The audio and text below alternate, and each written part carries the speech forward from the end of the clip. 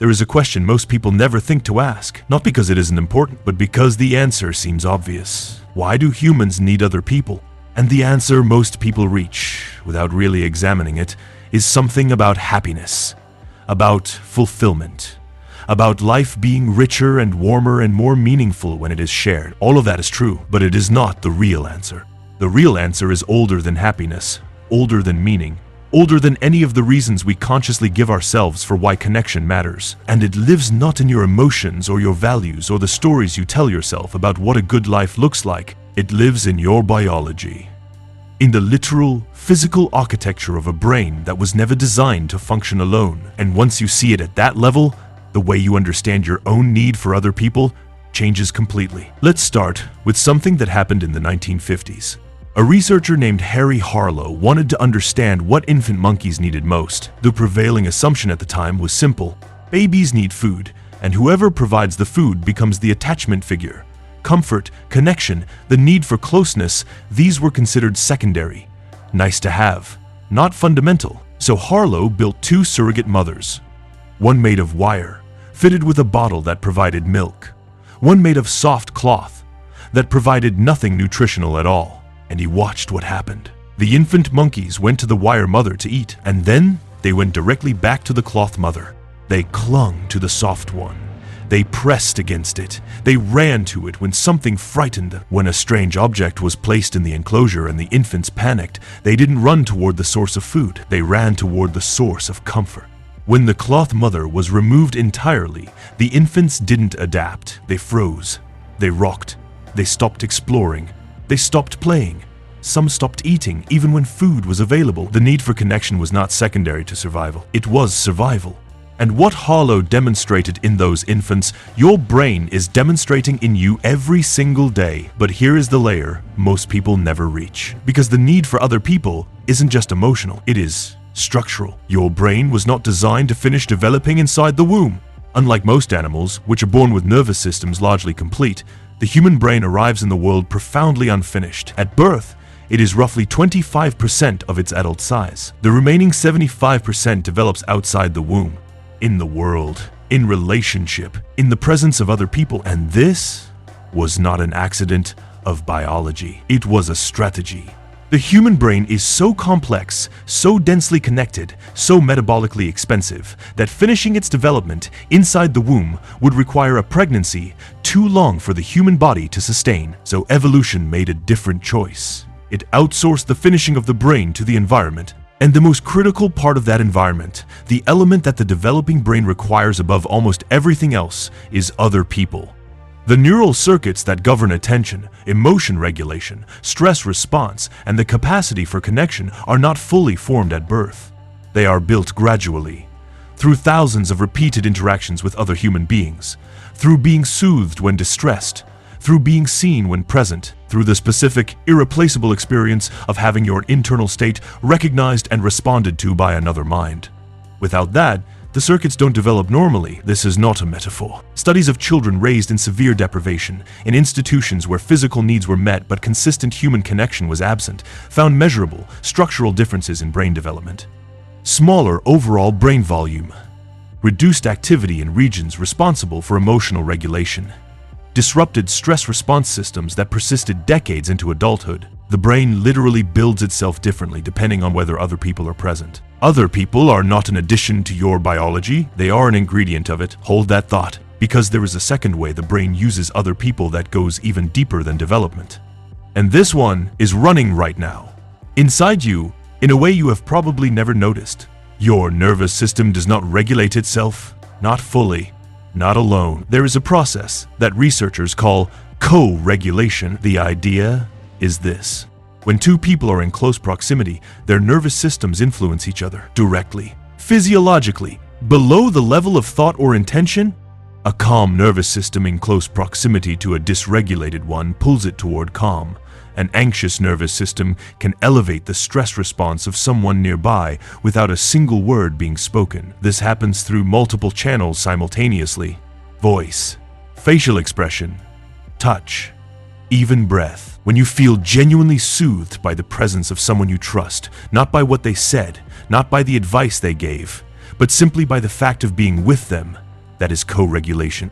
Your nervous system is borrowing stability from theirs, using the proximity of another regulated human being as a resource for returning to baseline. And here is what makes this so remarkable. This is not something that stops being necessary as you grow up.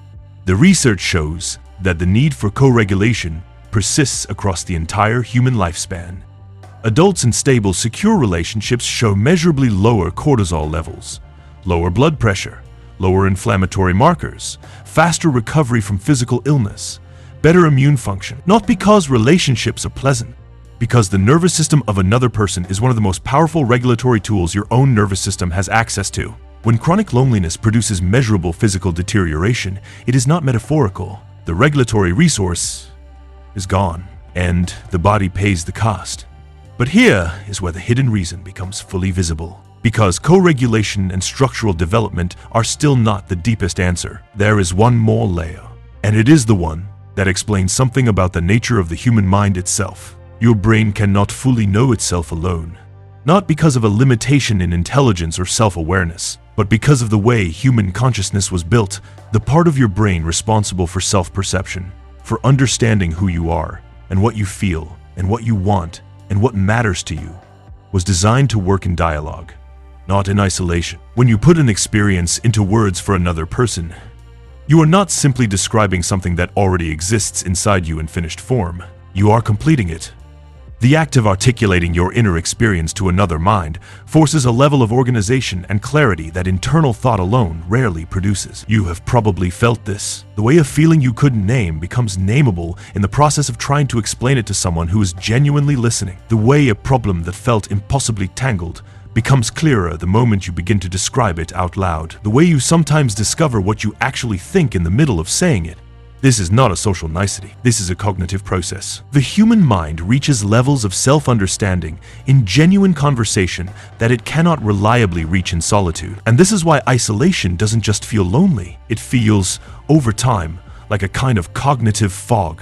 Like something that was previously clear has become harder to see, because the process that was supposed to bring it into focus is missing. The other mind? Now, here is what connects all three layers. The structural development that requires other people. The co-regulation that uses other people as a physiological resource. The self-understanding that completes itself in dialogue with other people. They all point to the same conclusion, and it is more radical than it sounds. You were not designed to be a complete, self-contained, fully functioning individual who then chooses, as an add-on, to have relationships. You were designed as a being whose fundamental systems, neural, physiological, and cognitive, operate on the assumption that other people are present. Solitude was never the baseline. Connection was, and aloneness, in any prolonged form, is not the natural state of a human being finding peace in themselves. It is the experience of a system running without the resources it was built to require. Here is what this means in practice. The next time you feel the specific aching pull toward another person, not for any concrete reason, not because you need something specific, but simply because the absence of human presence has become a weight you can feel in your body. That is not neediness. That is your nervous system signaling the absence of something it was built to have. The next time a conversation leaves you feeling clearer about something you couldn't quite see before, that is not dependence. That is a cognitive system completing itself the way it was designed to. The next time you feel genuinely restored by the simple fact of being near someone you trust, not by what they did or said, but simply by their presence, that is not weakness. That is co-regulation. Ancient, biological, necessary. The hidden reason humans need other people is not complicated. It is not philosophical. It is structural. Your brain was built inside the assumption of other people. It developed in their presence. It regulates in their proximity. It understands itself in their reflection. Remove them, and the brain doesn't become more independent. It becomes less itself. We have spent centuries building a culture that treats self-sufficiency as the highest form of strength. The person who needs no one as the ideal. The one who stands alone as the one worth admiring. But the biology has always told a different story. Not the story of independence as freedom. The story of connection as the condition under which the human mind becomes fully what it was designed to be. You were never meant to be enough on your own. Not because you are insufficient, but because you were built for something larger than yourself. And every time you feel the pull toward another person, In all the ordinary, unremarkable, everyday ways that pull makes itself known, you are feeling the oldest truth your species ever learned. The one written not in language, or culture, or philosophy, but in the architecture of your brain itself. You were made for this. You were made for them.